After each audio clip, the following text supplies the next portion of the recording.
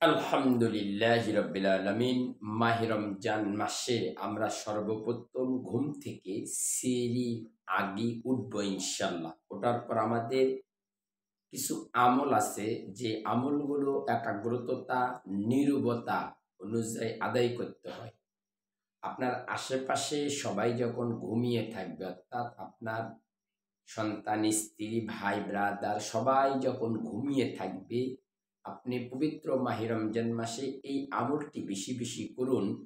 আল্লাহ রাব্বুল আলামিনের কাছে চোখের পানি ফালান এবং আল্লাহ রাব্বুল আলামিনের কাছে পানা চান। জীবনের সমস্ত গুনাহ খাতাগুলো মহান রাব্বুল আলামিন মাফ করে দেবে। মাহে রমজান মানে রহমত, মাগফিরাত এবং নাজাত। এই রহমত, মাগফিরাত, নাজাত এমন একটি বৈশিষ্ট্য যে প্রত্যেকটি বান্দাকে আল্লাহ রাব্বুল আলামিন মাফ করে দেয়। আলহামদুলিল্লাহ।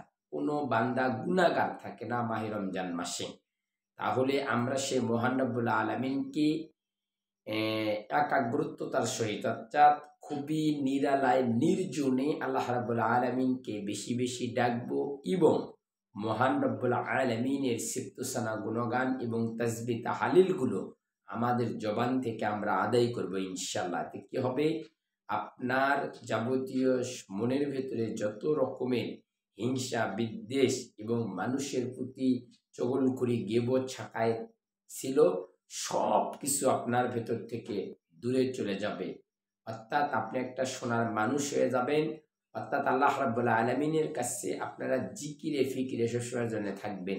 অর্থাৎ কোনো ব্যক্তি আপনাকে দেখবে না, আপনি কত রজনীতে ঘুম থেকে উঠবেন এবং আল্লাহ রাব্বুল আলামিনের কুদরতি পায়ে সিজদায় লুটিয়ে পড়বেন, ইবাদতে মশগুল হবেন। দেখবেন যে আপনি এমন একটি অলৌকিক বিষয় আপনি মাহে রমজানে উপলব্ধি করতে পারবেন এবং দেখতে পারবেন যে পবিত্র মাহে রমজান মাস আসলেই কতটা গুরুত্বপূর্ণ। আসুন আমরা চুপি চুপি মাহে রমজান মাসে এই আমলটি বেশি বেশি করি ইনশাআল্লাহ।